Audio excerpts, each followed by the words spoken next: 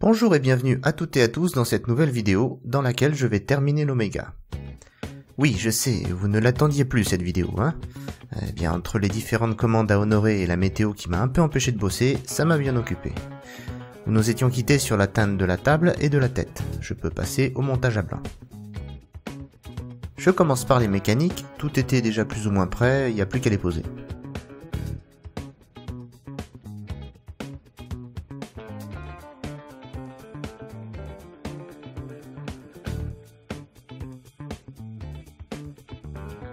J'ai eu un mal fou à retrouver exactement le même Floyd que le premier que j'avais monté. Le changement du modèle aurait vraiment compliqué la tâche au niveau de la défense de table. Je positionne ce dernier parfaitement en le calant pour l'aligner aux manches. Et je monte les ressorts de rappel à l'arrière de la guitare.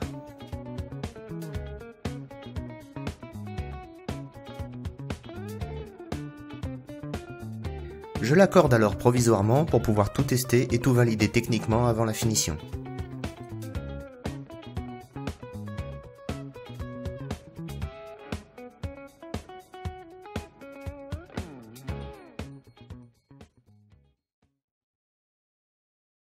C'est parti pour l'étape la plus laborieuse, la finition. Je commence par poncer toute la guitare.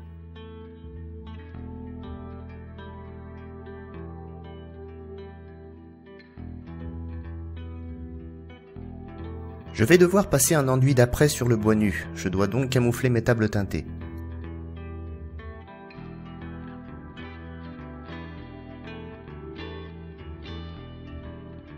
Cet après est une espèce de mastic bicomposant très liquide, qui va faire une couche de fond facile à poncer sur votre support, et donc vous offrir une surface parfaitement lisse. Ça s'appelle de l'après-garnissant, et ça se trouve dans les produits de carrosserie, j'en parle aussi dans la finition du kit ES. J'attends 24 heures que le produit soit bien pris et je le ponce. Je devais remplir du frêne qui est un bois à port très ouvert. Il va falloir repasser une deuxième couche fine pour bien lisser.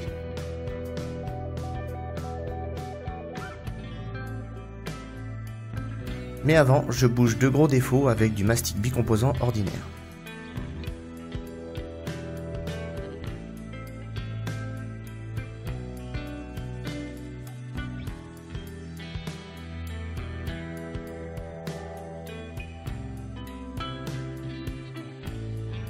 Deuxième ponçage, grain 500-600.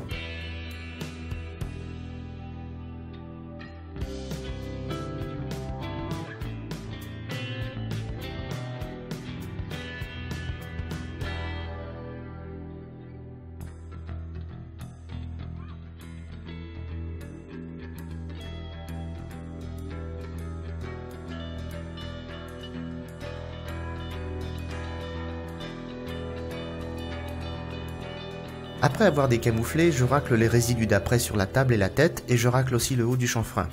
Je veux une démarcation franche entre le noir du chanfrein et le bois teinté. Il ne faut pas que s'y glisse un résidu gris moyen.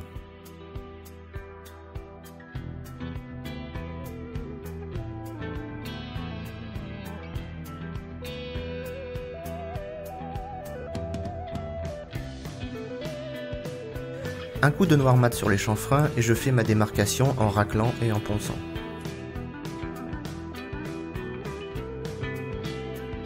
Même traitement sur la tête et je passe un vernis de protection.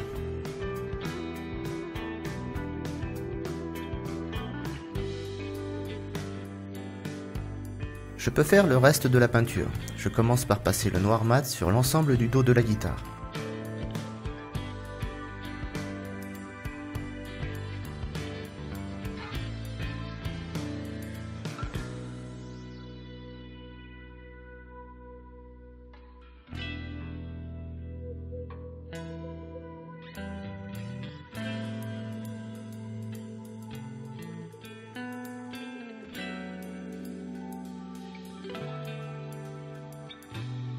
Je camoufle ma touche soigneusement et je prépare mon vernis brillant avant de le passer en deux couches fines.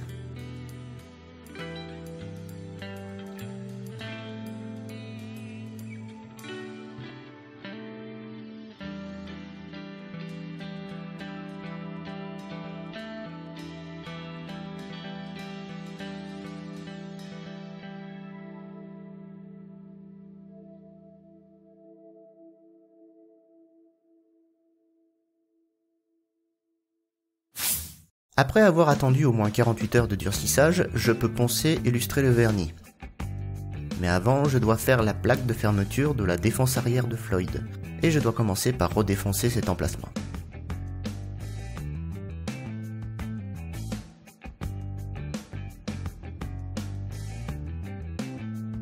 La plaque, elle, est tirée dans du 3 plis pour pickguard.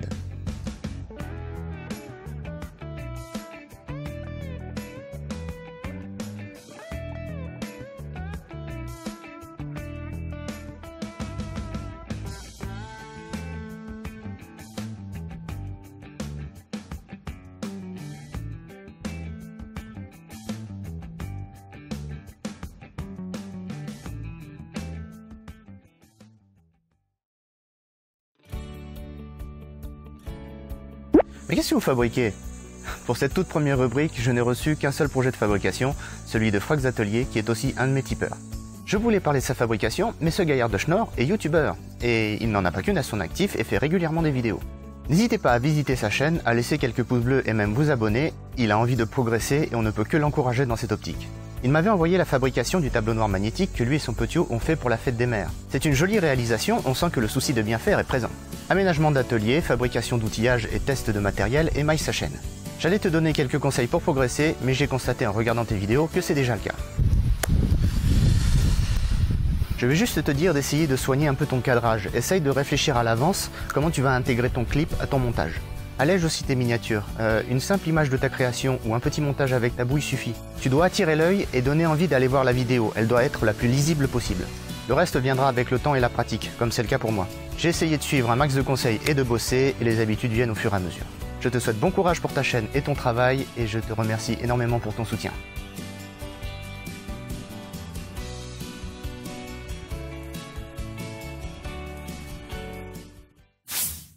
Reprenons notre finition. Je peux maintenant poncer tout le vernis en commençant au grain 1500. J'insiste jusqu'à effacer la peau d'orange et les imperfections. Puis je refais un passage derrière au 2500.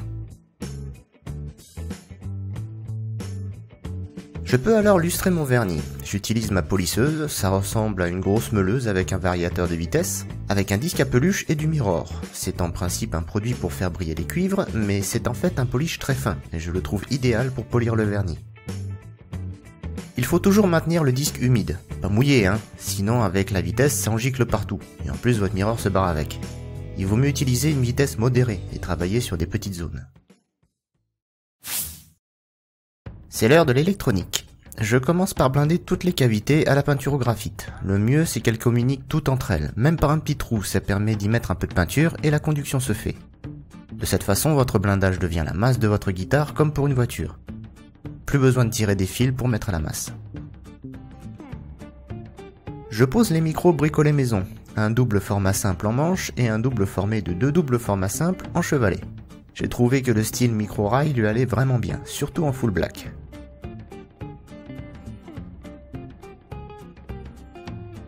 Je monte les éléments de la cavité, le potentiomètre de volume et le rotoswitch 5 positions double étage, comme ça je vais pouvoir m'amuser à splitter les 6 bobines.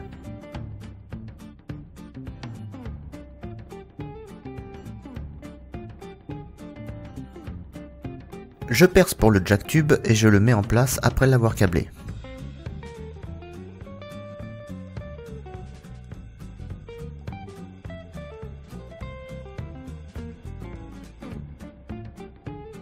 Une masse principale à droite du potard de volume sur laquelle toutes les masses viendront et le point chaud du jack au milieu.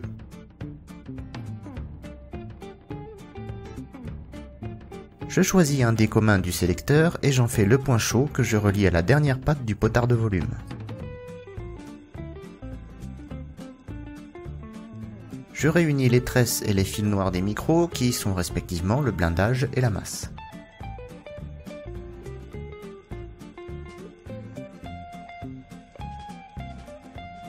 J'agence tout ça proprement.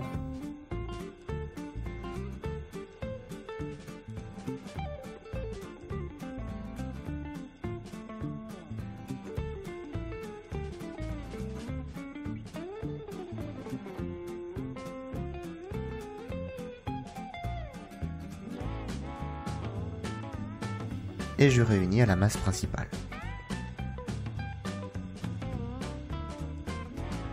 Je câble alors mon sélecteur fil par fil en suivant mon schéma préalablement réfléchi sur ordinateur. Ça paraît compliqué comme ça, mais ça ne l'est pas tant que ça. Schématiquement, chaque secteur a son rôle. Un de mise à la masse pour splitter les bobines, un pour les points chauds, et les deux derniers pour réunir les bobines pour les deux micros. Au final, ça fait une jolie petite pieuvre, et c'est bien pratique de pouvoir splitter sans push-pull.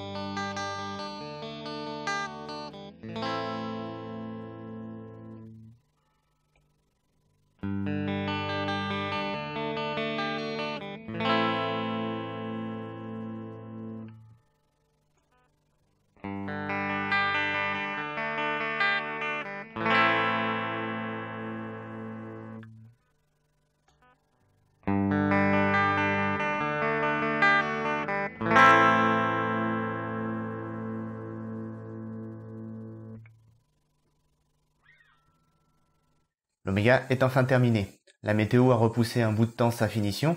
On a eu un gros épisode pluvieux le mois dernier et j'ai pas voulu risquer d'enfermer de l'humidité sous le vernis. En tout cas, s'il vous intéresse et que vous êtes dans le coin, surtout n'hésitez pas à me contacter pour venir la voir et venir l'essayer. Elle est à vendre et elle est à 1750 €.